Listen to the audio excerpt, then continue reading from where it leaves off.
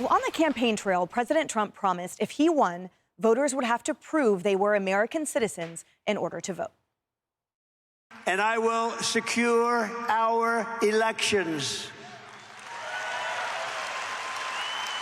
And by the way, our goal on election will be one-day voting with paper ballots, proof of citizenship, and voter ID. It's very simple. Well, he just kept that promise. Trump signed an executive order that now will require proof of American citizenship when you register to vote in federal elections. Lastly, sir, we have an executive order for your attention on the very important subject of election integrity. This is going to cut down on illegal immigrants on the voter rolls, ensure that the Department of Homeland Security and the data that they have available is being fully weaponized to ensure that illegal immigrants aren't voting. This will include a citizenship question on the federal voting form for the first time. There are other steps that we will be taking in the coming weeks, and we think we'll be able to end up getting fair elections. Perhaps some people think I shouldn't be complaining because we won in a landslide, but we got to straighten out our election. And it's an honor to sign this one.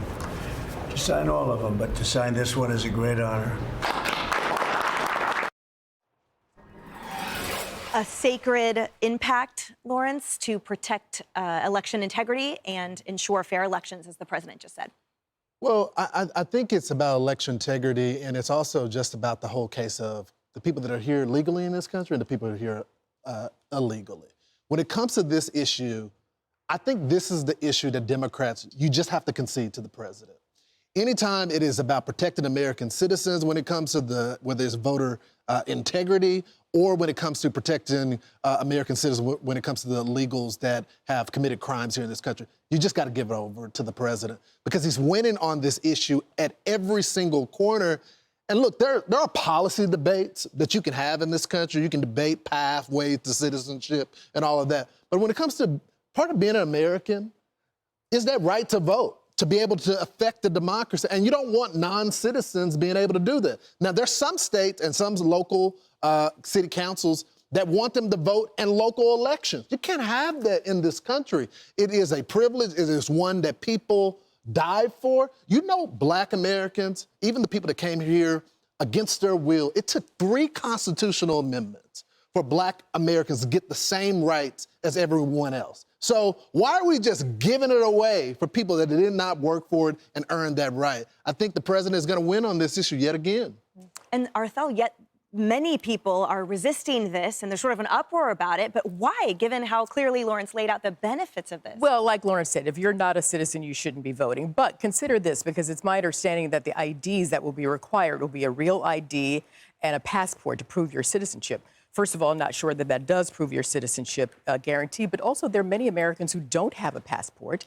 There are many Americans who don't have real ID because they don't get on a plane like most of us do, so they don't really need it. So just consider them as well. So how are they going to prove that they are who they are and they're legitimate? Excellent questions to explore the execution of this, Kaylee. And you contrast that with, as Lauren said, California doesn't even require an identification. So is this really setting a message for the next 4 years and beyond? I think it's setting an important message. Most polling that I have seen shows overwhelming support for voter identification. I think there are things people just think, yeah, we want to know who's voting.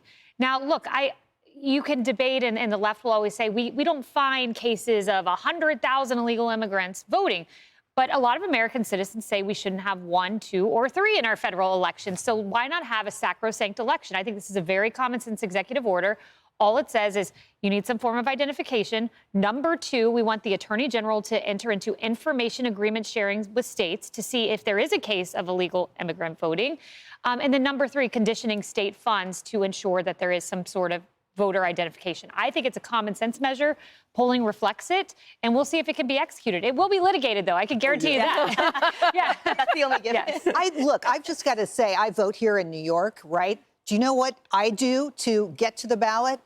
Where do you live? I give them an address. They're like, that's great, go on. Like, there's no ID, there's no requirement, which I think is insane because the majority of Western nations require some kind of ID to vote. We know that the American population supports that. They're in favor of that. Look, I have to have an ID to get cold meds. right? So why wouldn't I have an ID to vote? One of the most important obligations and responsibilities we have as Americans. And interestingly, do you remember the court case in Virginia that was litigated during the campaign about those on the voter rolls who had either checked that they were citizens, but there was a discrepancy or there wasn't a valid proof? So the question I think then is presented is what penalties would there be if someone maintains such, but the passport is invalid, as you said, or they maintain and there's no proof? You know, what then? Would it be criminal repercussion? Because I think so. I think it should be. This is your point. Is Tinker saying? And to your point, Emily, remember when that was originally passed, it was supported by Democrats and Republicans. And then when it came back up for political purposes, then they challenged it. The right to vote, the protection of voting, is not a partisan issue. It's an American issue. And I think we're seeing this, as Kaylee reflected in the polling. The country wants America first policies. You don't want to be on the other side of that. Hey everyone, I'm Emily Campagno. Catch me and my co-hosts Harris Faulkner and Kaylee McEnany on Outnumbered every weekday at 12 p.m. Eastern, or set your DVR. Also, don't forget to subscribe to the Fox News YouTube page for daily highlights.